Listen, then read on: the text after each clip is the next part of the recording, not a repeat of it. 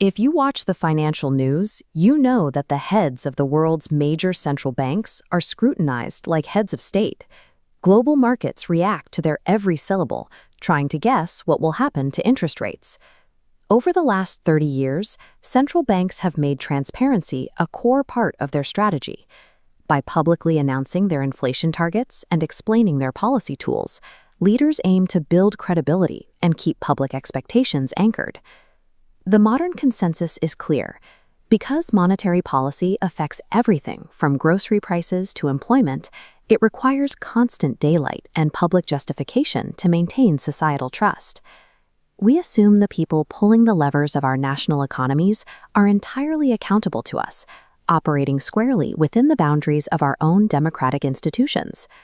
But every 2 months, these highly visible officials quietly slip away, picked up by private limousines and driven to a small city in Switzerland. Their destination is a tinted glass tower at Central Bahnplatz 2. This is the Bank for International Settlements, or BIS, the central bank for central banks. The 1987 headquarters agreement makes the building legally inviolable. Swiss police are barred from entering without permission. Staff enjoy diplomatic immunity, communications travel in encrypted diplomatic bags, and the institution pays no taxes on its billions in annual foreign exchange profits. The public faces democratic finance regularly step entirely outside of their own legal systems, gathering in a sovereign club to coordinate the global economy. The weekend officially begins on Sunday evening at 7 p.m. The attendees gather in a conference room on the 18th floor of the tower for the Economic Consultative Committee. It is arguably the most exclusive room on Earth. There are only 18 members, representing the world's wealthiest economies. Some bring an aide, but those aides rarely speak. After an hour, the aides leave, and the governors move to the dining room. Here, over hot cuisine and Grand Cru wines, the real work gets done. Former attendees describe an atmosphere of easy camaraderie. It gives these leaders a completely secure environment to share raw economic intelligence or complain about their domestic finance ministers without fear of a leaked quote crashing the stock market. This absolute discretion builds deep interpersonal trust. When global financial markets panic, that human connection is the hidden lubricant keeping the entire system from locking up. To understand how a private bank secured this level of autonomy, we have to look back to 1930. The BIS was originally established to streamline Germany's World War I reparation payments, specifically designed to sit outside the reach of national politicians. During World War II, it operated as a neutral channel between the Allies and the Axis powers, even accepting looted Nazi gold to settle accounts. Despite calls for its dissolution after the war, the bank became a rare bridge during the Cold War, paying Eastern Bloc officials in hard currency to share economic intelligence. By the 1960s, it was hosting the London Gold Pool to manage global bullion prices, making itself the primary venue for central bankers to coordinate international exchange rates. By establishing the committees that now dictate global capital requirements, the BIS ensured it would remain the administrative center of the international financial system. The casual conversations from Sunday night formalize on Monday morning at 9:30 a.m. The circle widens to include governors from 30 different jurisdictions for the global economy meeting. The BIS does not pass international laws.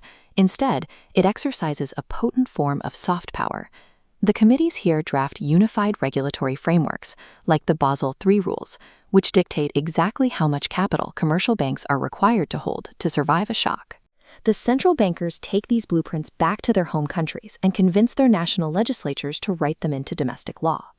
When the global financial system collapsed in 2008, this informal network bypassed the slow crawl of political bureaucracy.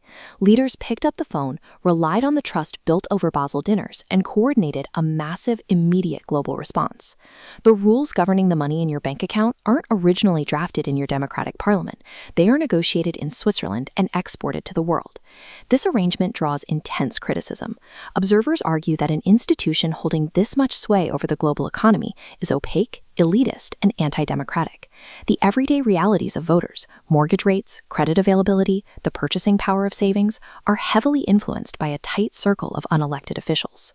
Because of legal immunities, there are no external audits, no freedom of information requests, and no journalists allowed inside. By willingly outsourcing financial regulation to this private club, sovereign nations have effectively handed the reins to a shadow technocracy. But the central bankers argue that this isolation is necessary. Former Bank of England Governor Mervyn King noted that if these meetings were fully public, governors would be forced to grandstand for their domestic audiences rather than actually solve problems. They believe the modern financial system is simply too complex to manage in the open. It requires a quiet, shock-absorbing capacity to identify risks before they trigger a market panic. To protect the global economy, the highly technical work of banking regulation has to be insulated from the short-term, emotionally driven pressures of populist politics. We demand transparency from the leaders in our own capitals. Yet, the stability of our interconnected world relies on an aristocratic club, managing the money supply from the absolute shadows.